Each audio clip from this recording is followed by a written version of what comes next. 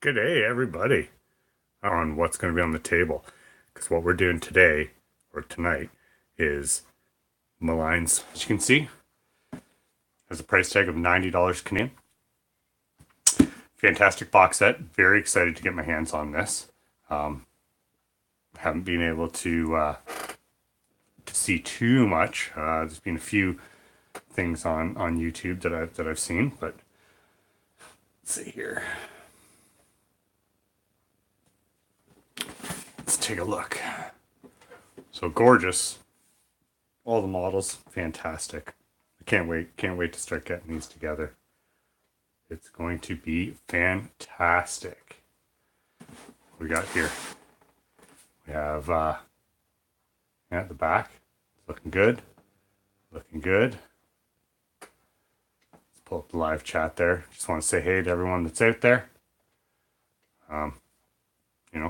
Leave some comments in the live chat if you want. But anyways, let's get this centered just a little bit better before we start. Let's see, how does that do? A little bit of a delay. Okay, excellent. So this box contains 88-page Warhammer Age of Sigmar Malign Sorcery Book, 14 War Scroll cards.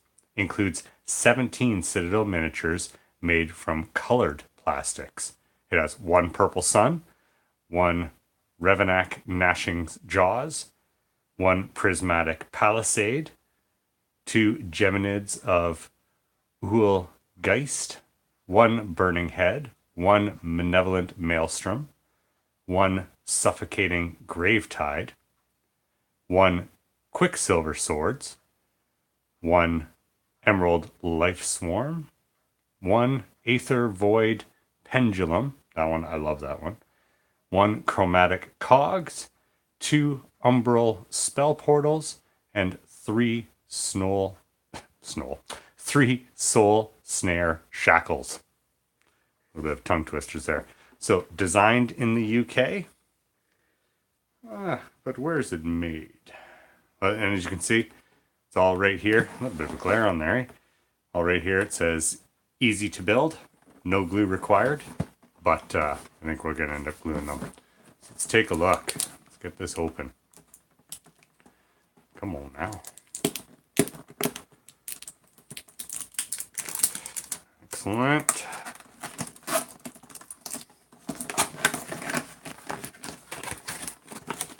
Ooh, look at that packaging. Okay. And there's also a book inside. Let's see here. Oh yeah, look at that book.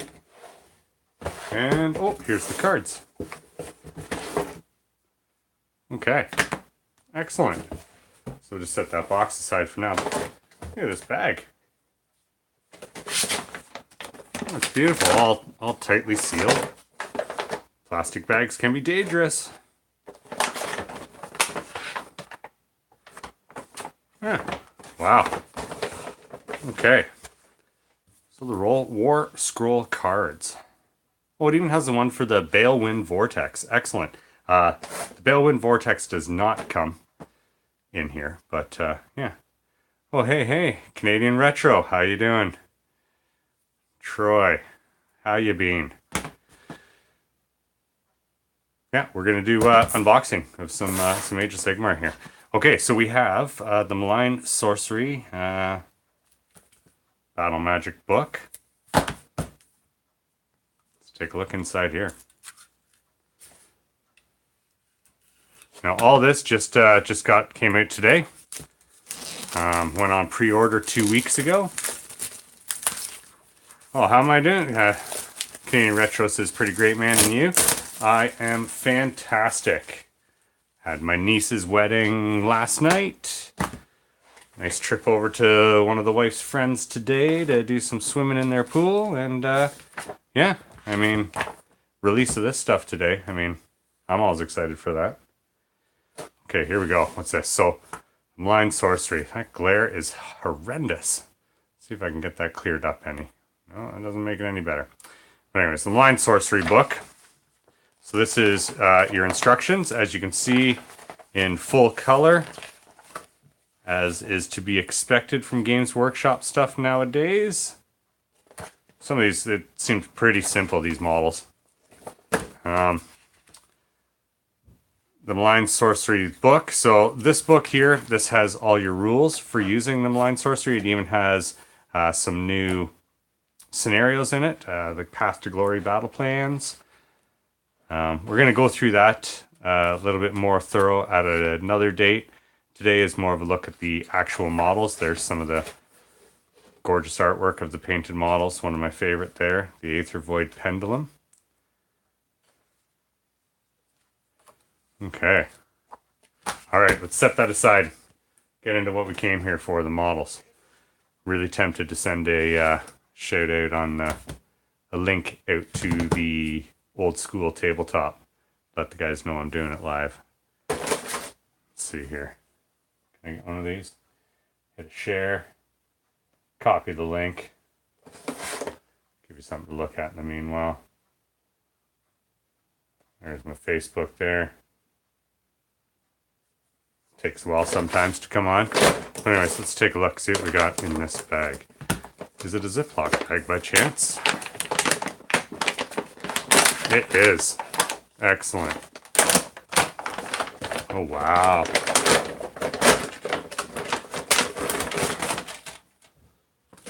Look at that.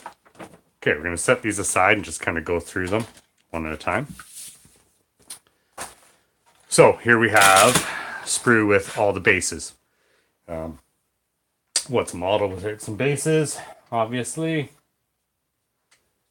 And I believe that is everyone for the kit. Excellent. And then here we have the Aether Wall, I believe is what this is. And again, they did them all in colored plastic, which is fantastic.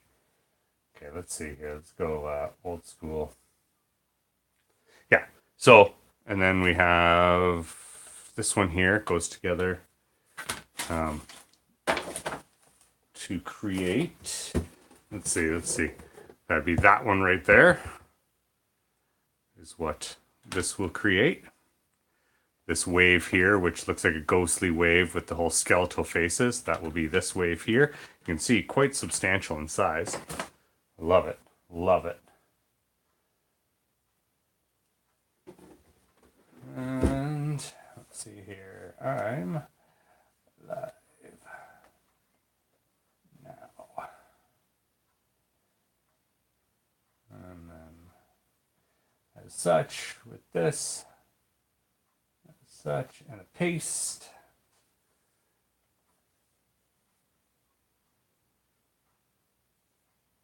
There we go. And this here, I believe this is the bottom part of the sun. Yes, it is. Yes, it is. Okay, and then what else do we got here?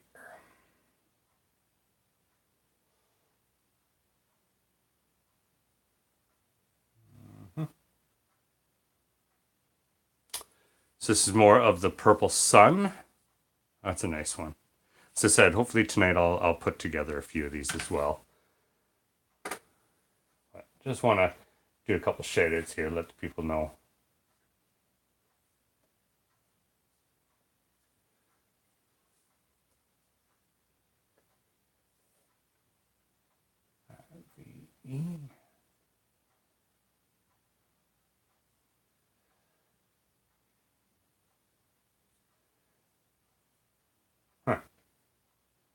A little bit of stammer here. Sorry, guys. Always takes a few seconds to get rolling. Half the problem is this tablet that I'm dealing with.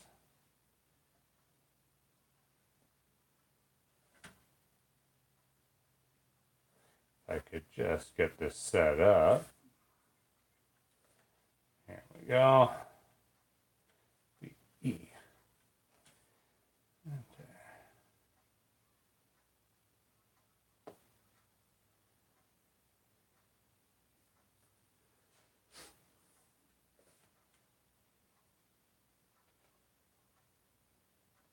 Excellent. Okay, so that is just the purple sun. So as you can see, it turns out to be about the size of a baseball, this one, which is quite impressive. Quite impressive. Okay. Put those aside. Now this here, what is this one called? This is the Prismatic Palisade. Kind of reminds me of something you'd see like from Superman's Fortress of Solitude there. And that simply clicks right in that. I'll have to see what these ones are. Not exactly sure. Let's see. Okay, let's see. We got any of the chains there? No, no. Geminids of Oigaish is what these are called. Crazy names for some of these. Monovalent Maelstrom would be this one here. What do we have? Anything? What's this one? Oh, that's the Emerald Life Swarm. You can see it's just a bunch of bugs.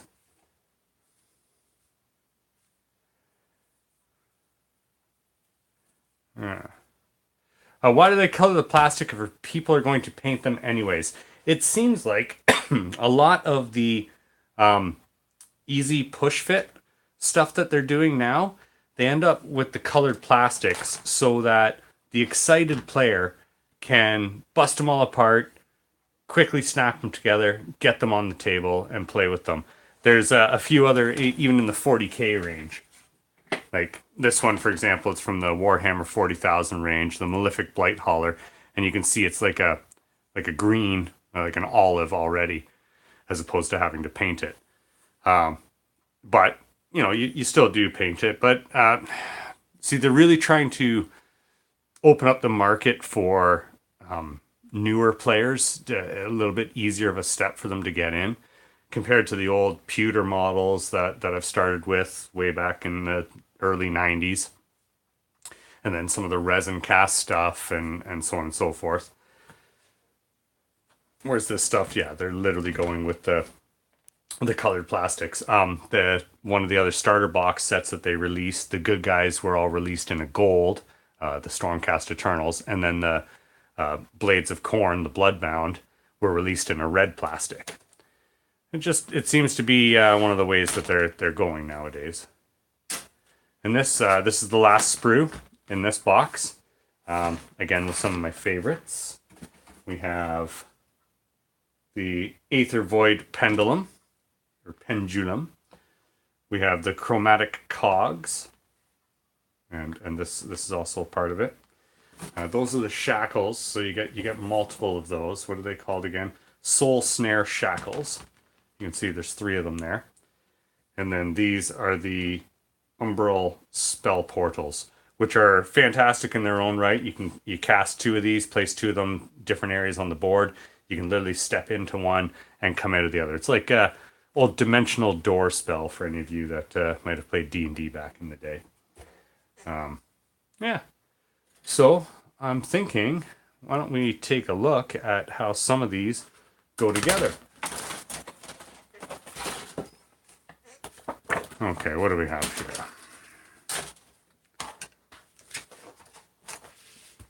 Okay, so this is for the purple. I think I'm going to start with the purple one. I think I'm going to start with some of the quick, easy, such as the Prismatic Palisades. That one is one of the easy ones. That's a lot of sprue attachments here.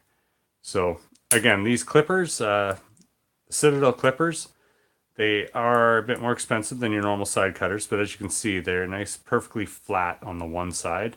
Makes it very easy to get it right up against your model and clip that off. No problems. So we just go along,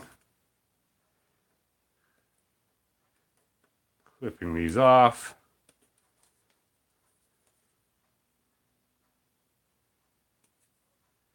Now, of course, I will be painting these. I won't be leaving them the colored plastic that it is.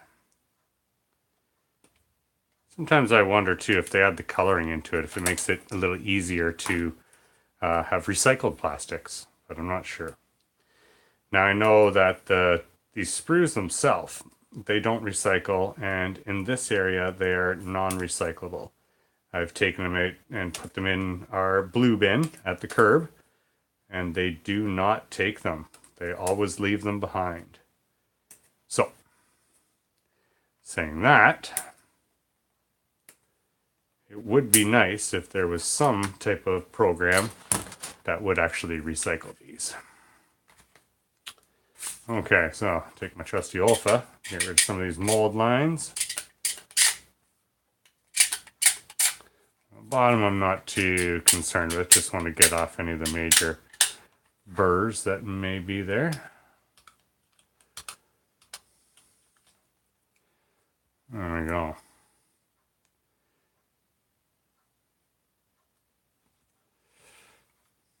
Yeah, so Canadian Retro. In case anyone's watching this and they didn't know, Canadian Retro has a YouTube channel that focuses on retro video games, and I've been catching some of his stuff lately and really enjoying it, and it made me go down and dig out some of my old video games. I actually have, it's from Radio Shack, the original Pong game, and it's fantastic. It's I did it with the whole UHF connector and everything, and hooked her up to the TV, the old TV, and it still works. Absolutely fantastic. Now, compared to some of today's games, it's nothing. You can play tennis or you can play hockey, and I mean, really, it goes between having one little rectangular line bouncing the ball back and forth, or two. And like literally the paddles, they just go up and down. That's it. All the sound comes out of the machine itself, doesn't come out of your TV. I remember having it when I was, I can't even remember how old I was. I want to say like 6. And yeah, still works today. I have my Intellivision downstairs as well, with all my games in that. That is, I haven't tried it in a while. The one controller, the pad is a little damaged. It's cracked, but I still have all the card inserts that went into the Intellivision controllers. And yeah. So yeah, your channel there, Canadian Retro, got me thinking about all my old video games. Don't get me wrong, I still have like all my PS2 games. Had them and my PS3 games out in a yard sale that I had here. I was charging like $1 to $5 per game, and I sold very, very few, like very few. And like the ones that I thought would sell didn't. Like literally, I have for PS2, I have like every Grand Theft Auto and like the Vice City stories and the what was the other ones? It's like Grand Theft Auto 3, Vice City Stories, San Andreas, San Andreas was for the PS3. But yeah, anyways, and they didn't sell, but a few like the old ones, like my Ratchet and Clanks, they sold, stuff like that. It's weird what the market looks for, eh? Of course, I know nothing about the sales of video games or whatever. But again, if anyone's interested, Canadian Retro, great channel. It's fantastic. Just look them up. You want to know anything about your old games, old controllers. I'm interested. I noticed that you had picked up some Super NES controller, like when you bought that there was like a church rummage sale that you went to, and there was a controller there that the cable was all beat up, and you said that you were gonna swap that out or whatever. If you ever do a stream or any kind of show on like how to get into the guts and switch the stuff out, I'm not sure if it's just simply you're just going to take the cord for another one and replace it, but that's something I'd be interested in seeing. Always am. Okay, so these are all cleaned up. So it's as simple as that. That goes into there. I am going to glue this now because I don't need to keep that separate for painting, because it's pretty much going to be all the same colors. I imagine what I'm going to be doing is trying to match the box set, so you can see here. It does. It looks quite a lot like ice. And then I'll just get some Xandri dust or some kind of sandstone to paint the bottom. So trusty plastic glue, as always. Stuff is fantastic. If you're still using crazy glue, I highly suggest switching to plastic glue. I mean, providing it comes out. There we go. One, it just doesn't seem to stink as much. And two, I mean, it's a weld. It's not just gluing it together. It's welding it. Okay, what's that Canadian Retro saying here? You're crazy, I would have bought you out at that price. Well, I still got them. If you ever get yourself to Ontario, there, Troy, feel free to stop by. And I say I ordered some cord from AliExpress, and I'm going to figure out how to rewire them. Hey, and as I said, you post that on your YouTube, how to do that, and that will definitely be a show that I watch. Okay, so there we go. That's that one. I mean, easy peasy. Can't get much easier than that. Let's work through some more of this blue. So what do we have here? Life Swarm. Life Swarm is simply... Wow, that one is exceedingly easy to Life Swarm. Yeah. Let's work our way through that. You got to watch on the Life Swarm here. At the very tip, you can see it looks like it's a piece of sprue, but it's not. That's the part that's actually going to go into the base. So careful with your clippers that you don't end up taking that off as well.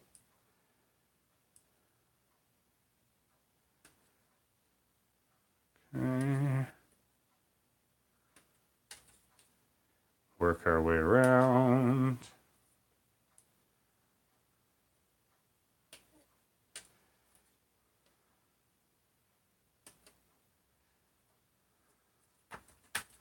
But I hope your family's doing well, Troy.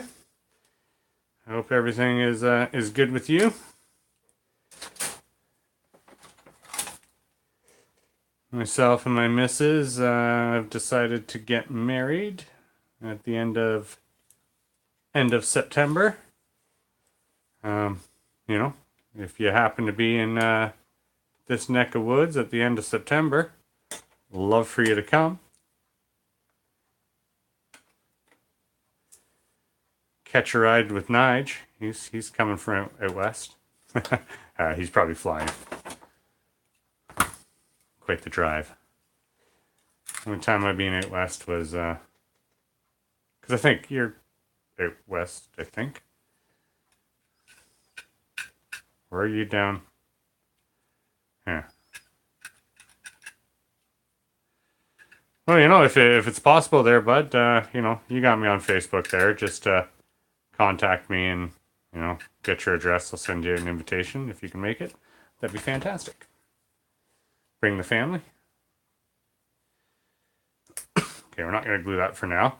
Easy, quick snap fit. Just looks like a swarm of bugs. Quite fun. I like this one. Let's get that a little bit better. Yeah. Looks like a swarm of dragonflies coming out of a skull at the bottom here. A little hard to pick up with this camera, but that's okay. More about the interaction than the talking. So, what else do we have here? Excellent. Yeah. Hit me up on, send me a private message there on Facebook and get me your address and I'll send you the invitation there. Okay, now let's go with this one. Let's go with the Burning Head. So the Burning Head is D9, which is this piece here.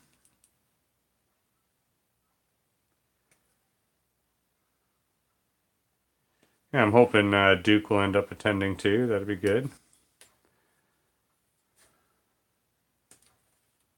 And Nige and my buddy Shannon, and my brother's actually doing the ceremony for us, so that should be good. Should be good. Excited about that. Anything else about this skull? No, that is a fantastic skull. I'd love to have this and just like kit bash that into something else. Throw that on an orc body or something. It'd be great. But alas, this is for the spells. See, in this game, what's happening now is these are what are called persistent spells. So when you're playing the game, you cast the spell. It's more than just talking about it. You now have the model to represent the spell. Goes on the tabletop, and yeah, represents. And then eventually, when it gets dispelled or what's called unbound, then yeah, once it's unbound, that's the it gets rid of it. Then it takes it off the table.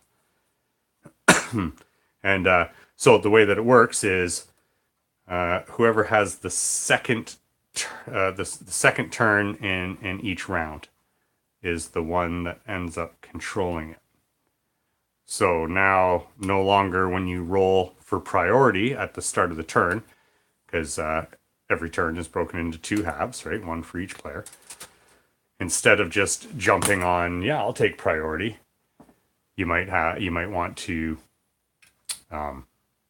go second so that you can be the one controlling the spell itself, which I kind of thought was a fantastic rule. I am really blown away. There is very little mold lines on these. That is excellent. I know these are push fit, but for something like this, I think I'm gonna put some glue in there. Get a little glue going. There it is. Like that. Stuff seals it up nicely. Here we go. Push that in. Hold it for a couple seconds. I love this plastic glue. Can't say enough for this plastic glue. It's that he's saying, Canadian Retro saying, be right back. Have to help my son brush his teeth. Yep. Real life first. Go help. Go help the kids. So what do we got? E2 here. So E2 is this one right here. Even the bases are numbered. It's crazy. I guess, you know, they have different holes in different places, but Games Workshop is really going above and beyond with these. I know you pay a premium price, you get a premium product. Premium product from a premium company at a premium price. Things like customer service at Games Workshop, second to none as well. Okay, now this, I believe I am not going to glue in the base. I'm just going to pressure fit it in. Yes, just like that. Next question. Yes, turn around that way. So, small place, small at the front. So there we go. Just like that. Like, I mean, how long did that take? There's three of the models put together already. Now, granted, they are three very simple ones. But, hey, no complaints here. Let's work our way through these. Okay. Let's go with the Monovalent Maelstrom. So we're looking for piece D11, which is this nice ball of fire right here. Nice big old ball of fire. Why wouldn't we have a big old ball of fire? Okay, so Sleepy Shaman Brian, what do you got there? It looks like the faction specific spell box will be $40 for a box of 3. $40, eh? It's you know, it's a little hard to swallow that $40 price tag. I mean, again, premium price for a premium product from a premium company, right? I would like to think that that you know you'd maybe get some rules, because I mean with this, it was $90, but as I said before, you get all the War Scroll cards as well as one for the Balewind Vortex. So scoop up that Balewind Vortex when you see it. So there's that, and then you also get, I mean, came in this lovely bag. which is a Ziploc bag, so you can put all your parts and pieces back in. And then it also comes with a, what is this? An 88-page book, which has all the rules for the spells, how to include them. It has like a whack of fluff, like, because the one thing that most people were complaining about with Age of Sigmar is that it was lacking in some of the fluff, right? So tons and tons of reading here, like on each spell, even not just background lore, but each spell. And then you've got all your gorgeous pictures. See, there's the Balewind Vortex. Pick that up if you see it. I know our local hobby store has 4 of those for sale. Might pick one up. Unfortunately, they're a used model. Whoever put them together first put them together really sloppy, and they're all chipped up, and the mold lines don't match proper. So I don't know, I'll probably just pick them up new instead. But they're there for people that want to save a couple bucks. I'm going to do that after I get everything else painted, of course. And then, you got your painting guide in here, which is great. Very handy for those that like to follow, the specific colors. And then right into the endless spells and how to use them, and the removing endless spells, the rules for that. Then you have a bunch of different battle plans in here. So there's 3, 4, 5. So 5 battle plans. Then skirmish, we got new command traits in here, artifacts of powers, leader spells, rewards. And then there's another skirmish battle plans, in case you play skirmish, which I do have a copy of that as well. And then we have Path to Glory. So this is chocked full of stuff. So at $90, I mean, you get a lot of models in this. You get the book, you get the cards. So $40 for just 3 models. I mean, I'm assuming it's going to come. Well, here I am assuming. I'm hoping it's also going to come with cards, which would be good. Paul's here. How's it going, buddy? Thank you for joining me once again.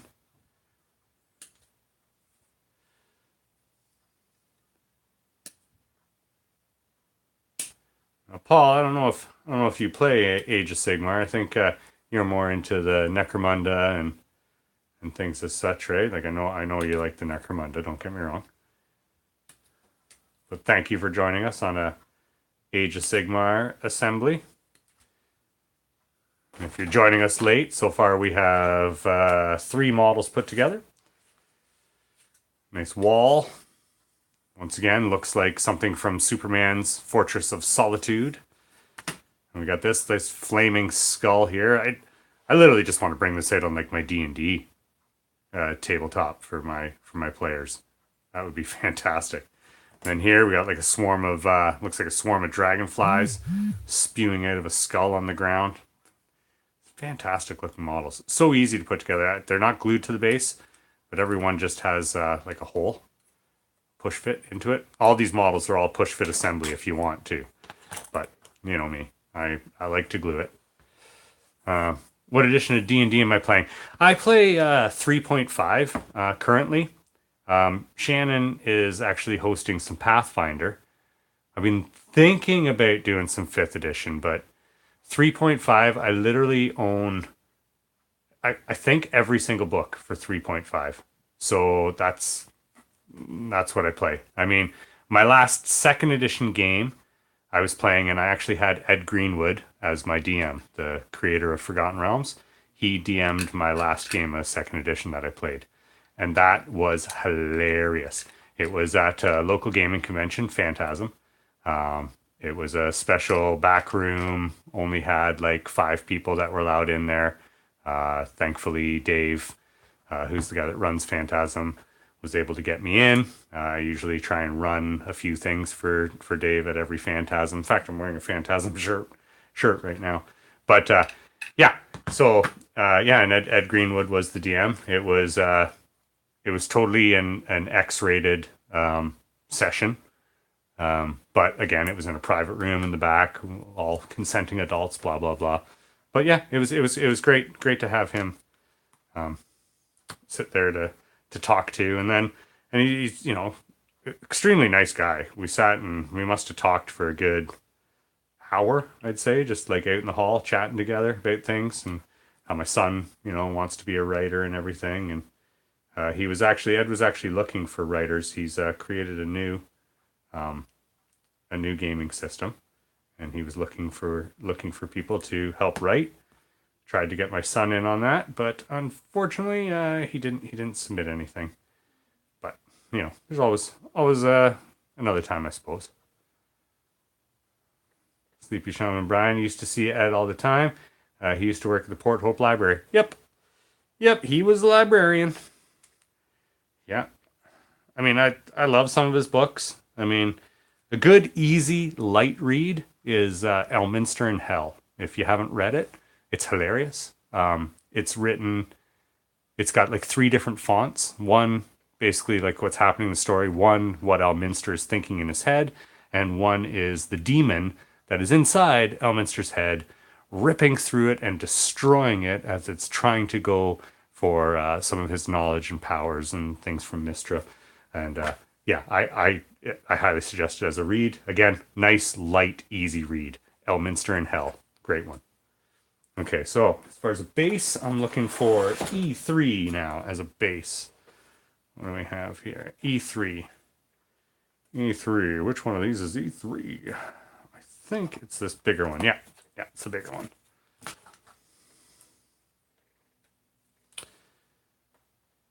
Yeah, we've been blessed a few times at the local gaming convention to have Ed come down there. Super guy, stand-up guy. Little known fact about Ed Greenwood that I didn't know. He would also write for Harlequin romance novels under an alias, under a female name. And as he said it, because nobody wants to buy a romance book from a middle-aged hippie. So yeah, he I found it quite hilarious. He had told me the name, but I won't give it away. That's that's his little secret, I suppose. But I will give away the fact that he used to write, or possibly still writes if it's still out. But for Harlequin romance, their novels, fantastic.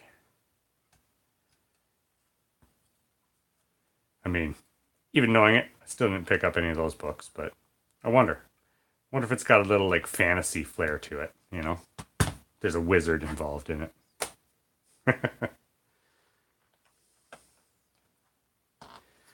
Okay.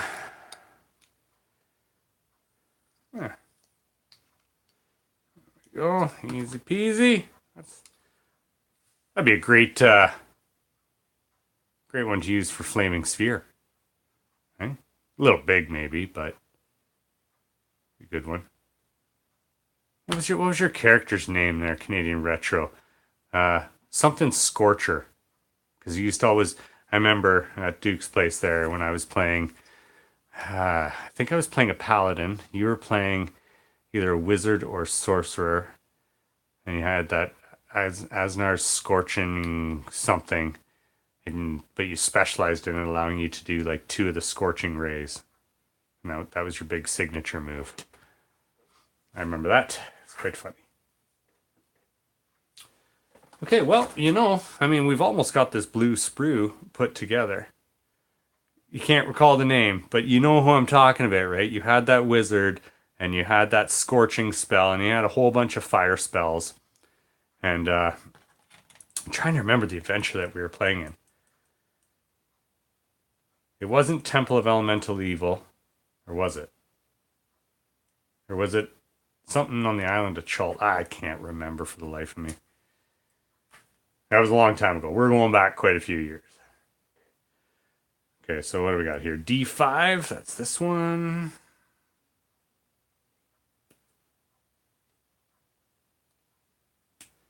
So how those dice work out for you? Did you get the replacement of that D4 that was chipped?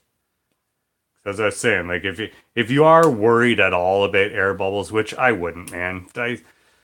Dice are pretty random. I mean, even if they are weighted, you got to be really trying to roll, to get that specific side.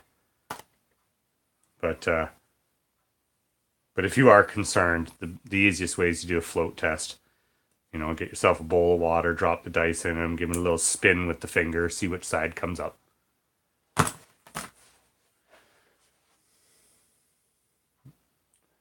Looks like, hang on. Having a little bit of an issue with freezing up here.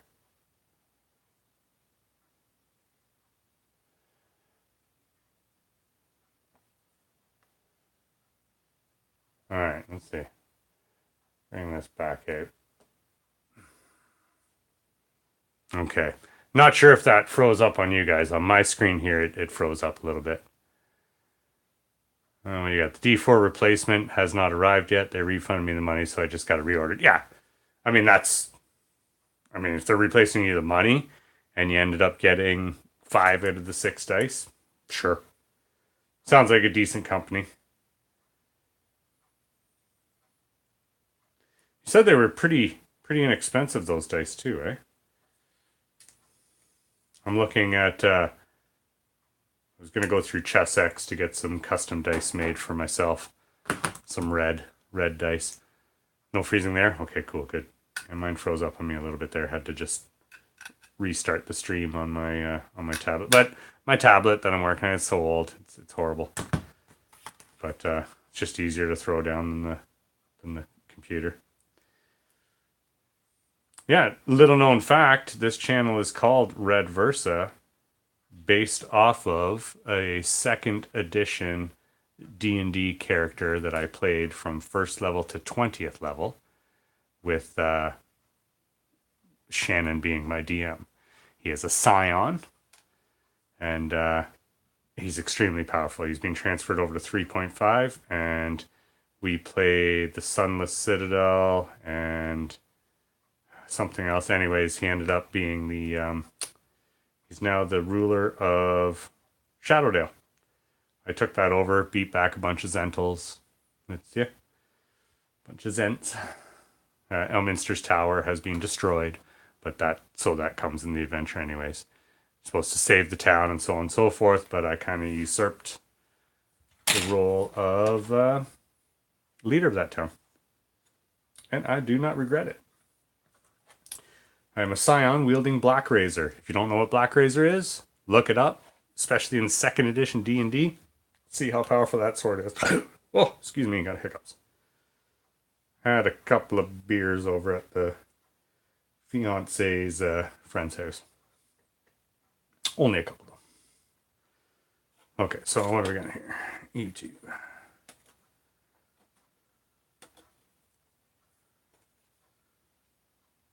Yeah, I saw you. Yeah, you had the link in the video. Again, anyone that's new here, Canadian Retro is joining us. He also has a channel on YouTube featuring video games, retro video games, some great old school stuff. I can't do him justice. If you're into old video games and your retro stuff, your Nintendo stuff, I'm not sure. Do you even go back into like any Atari or ColecoVision or any of those, or like, I know you've got a lot of like of the Nintendos, and you have like some Xbox and things as such. But anyways, if you're interested in that kind of stuff, go check out his channel, Canadian Retro. Lots of great stuff there, lots of good videos, hours and hours of entertainment, and I often will put it on and just paint along to it. So something good to have in the background, and you might even learn something about a video game or two.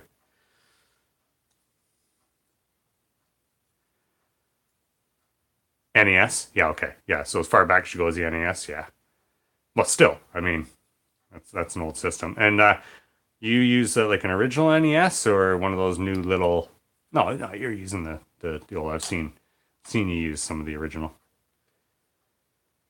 Okay. One last model on the blue sprue. We are flying through these as we're talking together here on this Saturday night. Hope you're getting some work done out there. Whether you're painting, whether you're modeling, whether you're just sit back chilling, maybe having a drink with me. That is fantastic.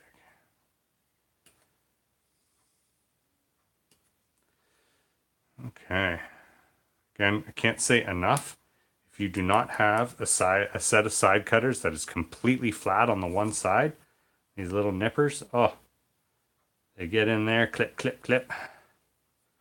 So good. So good. So Paul, what are you working on? Yeah, you're painting your beastman. Yeah, Paul says not into Age of Sigmar, but I am painting a beastman. Are you painting Gore Halfhorn by chance, or are you just painting up some random beastmen to use as, say, bounty hunters or Underhive scum? I have so many beastmen, I literally thought about making an entire Necromunda gang just out of beastmen.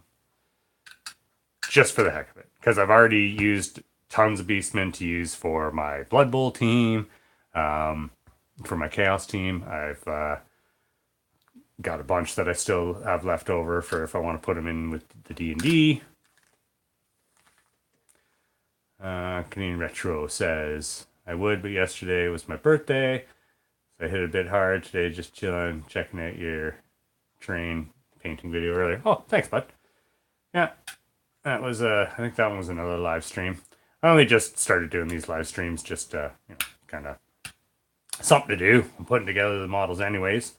I know that when I'm painting or putting together models, I love having something just in the background, that you can just like look up to every once in a while and see what's going on. Just kind of noise in the background, I suppose, and listen to music and so on and so forth. But I find if I'm working on a certain game, it's kind of nice to have that game going. And happy birthday, by the way.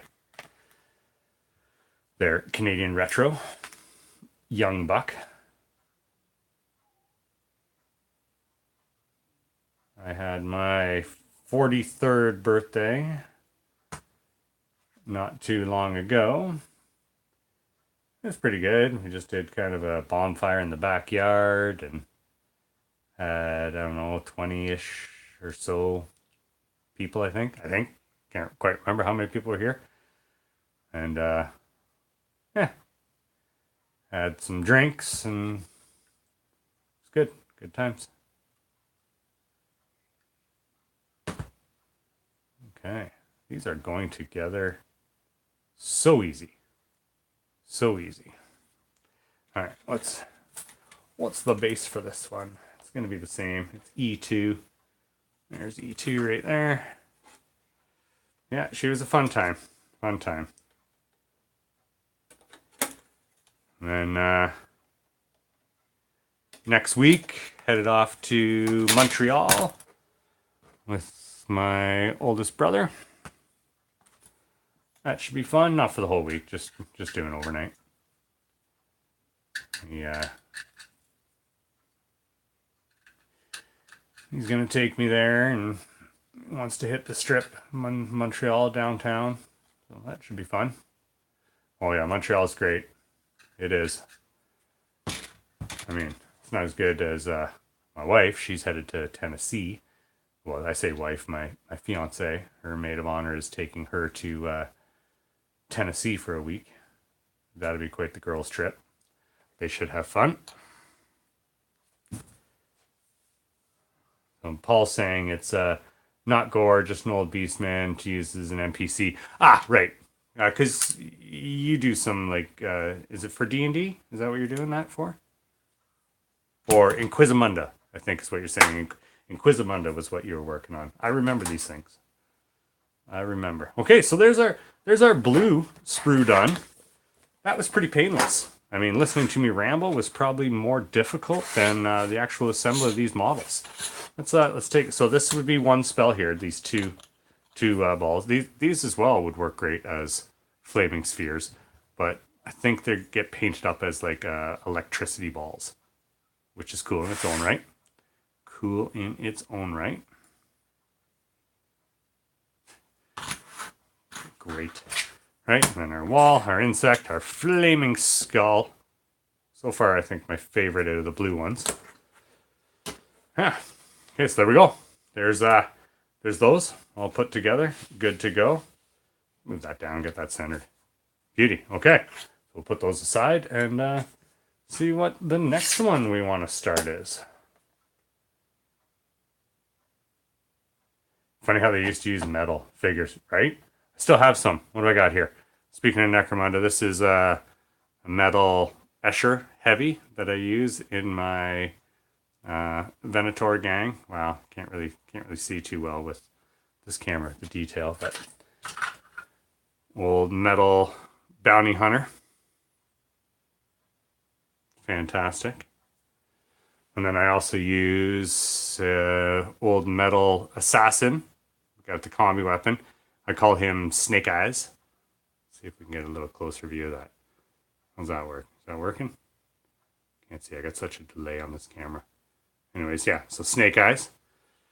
And who else do I got? I know I got a bunch kicking around here. I got an old Imperial Guard metal guy that I use in it too. I just recently bought a guy in my gang. Bought him a Laws cannon.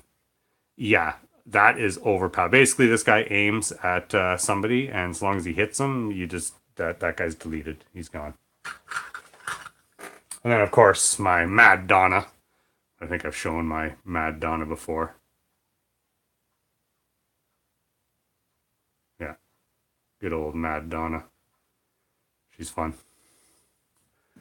And what else? Yeah, there. And another old bounty hunter. But these guys, they're all metal. All the old metal pewter models. Of course, I've repainted most of them. But yeah. Okay, so now we must pick another one to do. Well, we're here. Let's do this purple one. You know, how far in are we? 52 minutes in, eh? 52 minutes. Maybe we'll skip that. We'll go to this red. This video won't be too long today. We'll get this one put together and maybe call her a night there. Let's see.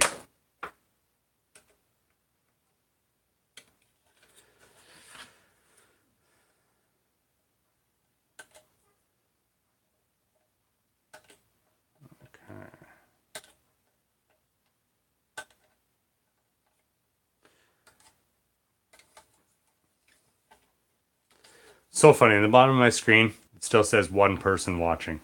I know there's more than one person watching. I'm talking with more than one of you. But so it's so strange the way that YouTube takes forever to pick up on who's in it, who's out.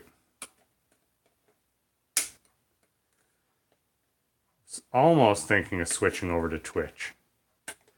But I might do both. I might switch over to do like live streams on Twitch. We'll see. We'll see. Again, for me, this is more about, I'm doing my hobby anyways.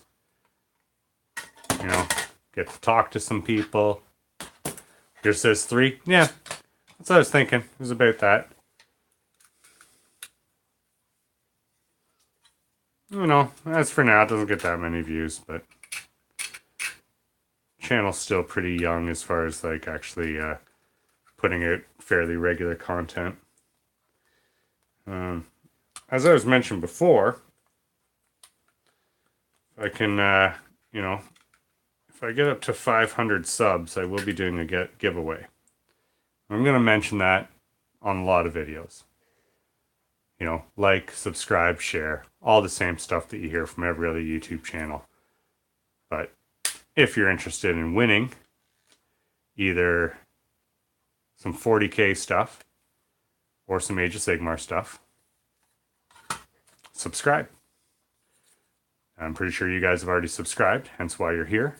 But, you know, for anyone that's watching this video at a later date, once again, however long it takes me to get up to 500, and when it hits that 500 mark, that's when I'll be doing my first giveaway. And then I'll, you know, try for another giveaway at 1,000, and so on and so forth. And these are some fantastic models for you to be able to get your hands on.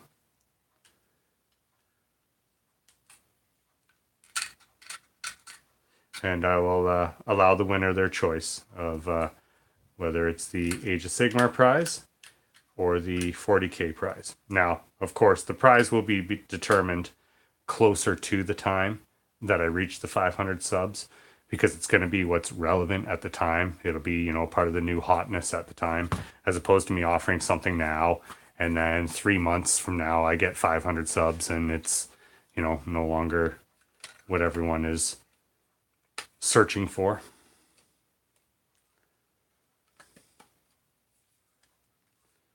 Okay, that's going to be an easy one there too. Excellent.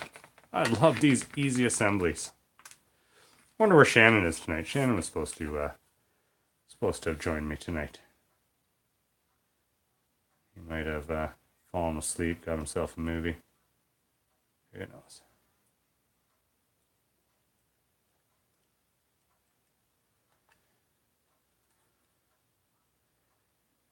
There, you just shared on Facebook and Twitter. Thanks. Appreciate that.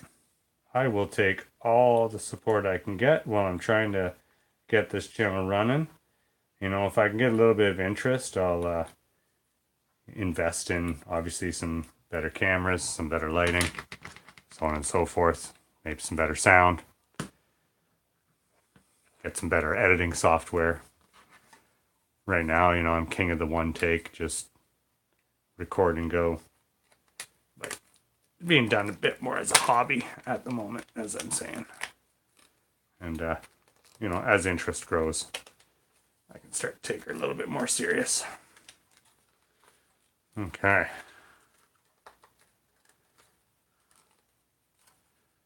So that's a nice little tidal wave of skulls. You have all like your ruins and everything on the back side of it here. Really difficult to tell. Yeah, because the plastic's so shiny as well, eh? And then all your screaming skulls along the front here. That's great. Love it. Love it. Yeah. Okay. And now, I guess that one really didn't require an instruction manual. Let's open the manual for this one though. There it is. Ravenak's Gnashing Jaws is our next. Okay. So B4, B6, and B3. Before B6 is B3. Haha, dad jokes. Okay.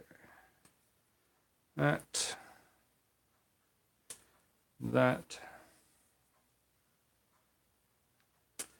Is here. Yeah, that one of my previous live streams, that terrain piece, those were that was all commission work that I had done, and my customer seemed very happy with it, so that's always a good thing. He you know, paid promptly and has used it in quite a few games already. It's like a 5-story apartment complex for Necromunda.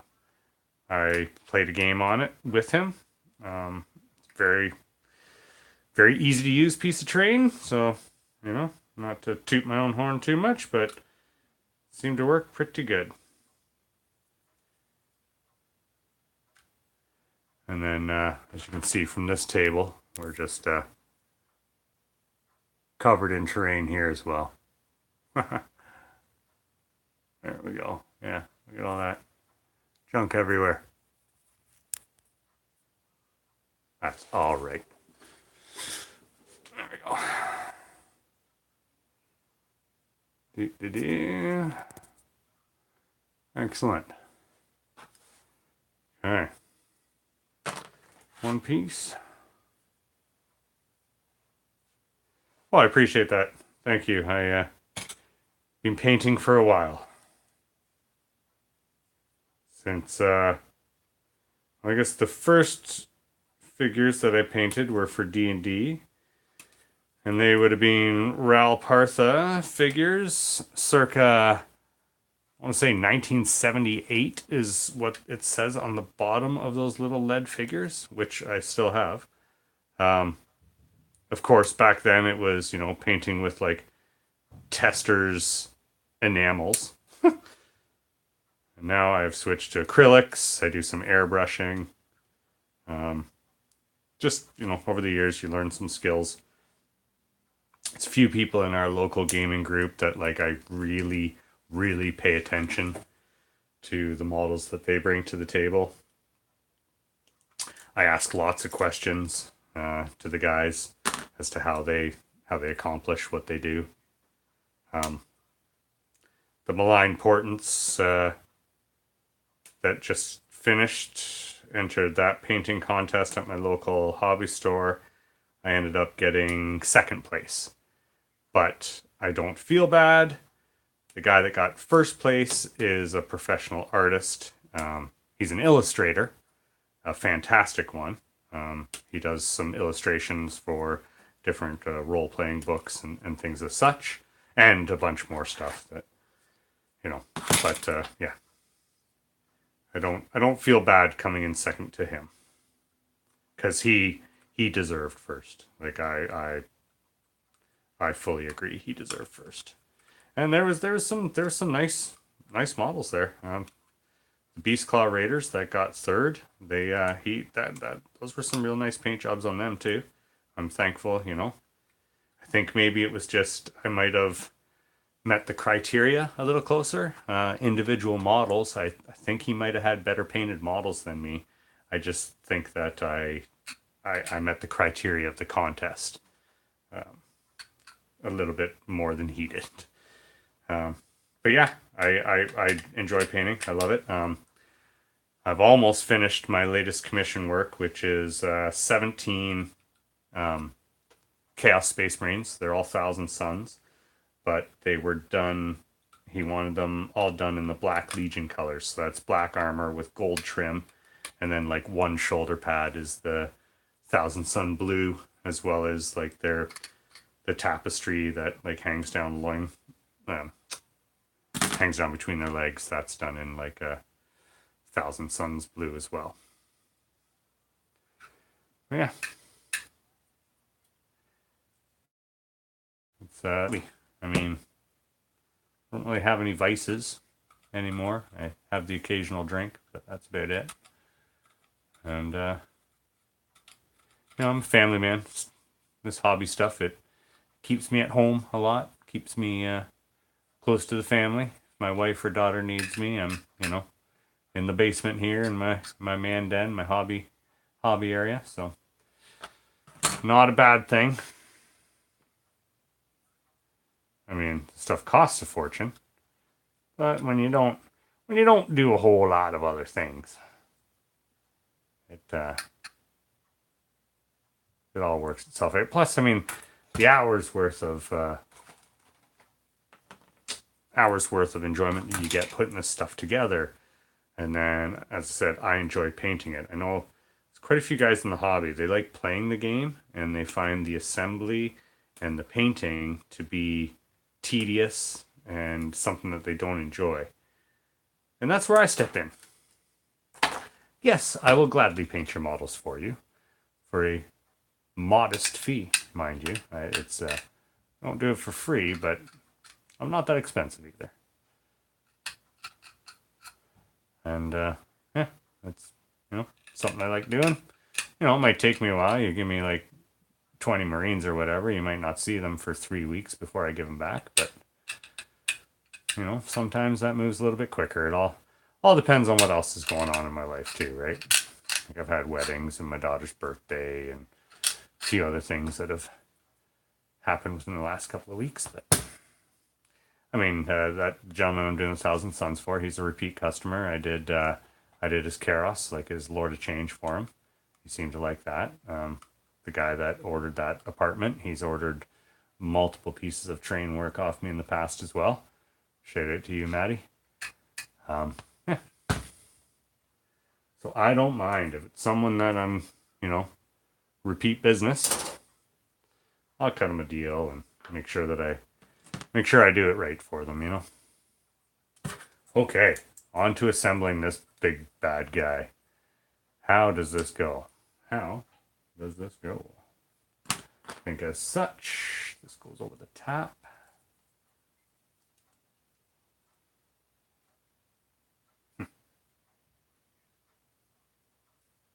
Aha. That makes it a lot easier. That goes in there. That goes there. Okay. Okay. Let's figure out what my glue points are. It'll be there and there.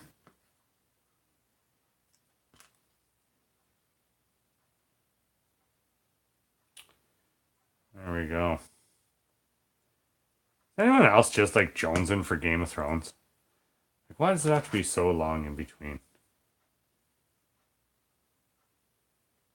You know, I know it's kind of, you know, maybe it's not the thing that everyone's watching anymore, but man.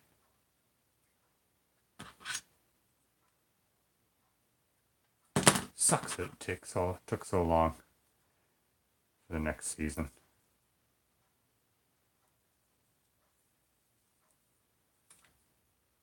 And how does this one go? Like that, eh? Okay, I think I have to do this like this. Good thing about the plastic glue, it's a weld. It's in there. Attach that there, however that goes together. Haha, we're gonna snap it all apart because that's how we do it here. That's how we do it here in Canada. Let's get that in there a little bit better, shall we? Yeah.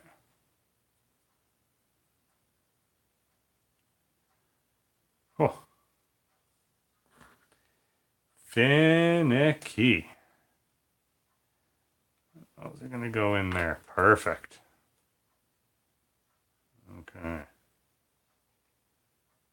Thank goodness this stuff melts everything in how it needs to go.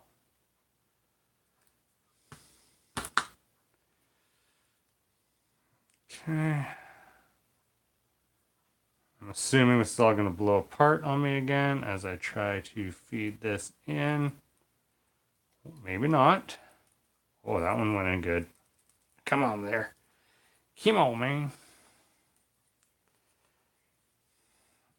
Oh, there we go. That's a good fit.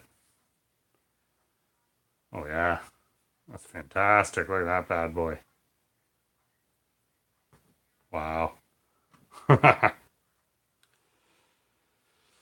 Okay, which base is this? This goes on to E4. E4. So these are both E4. Let's go with this one.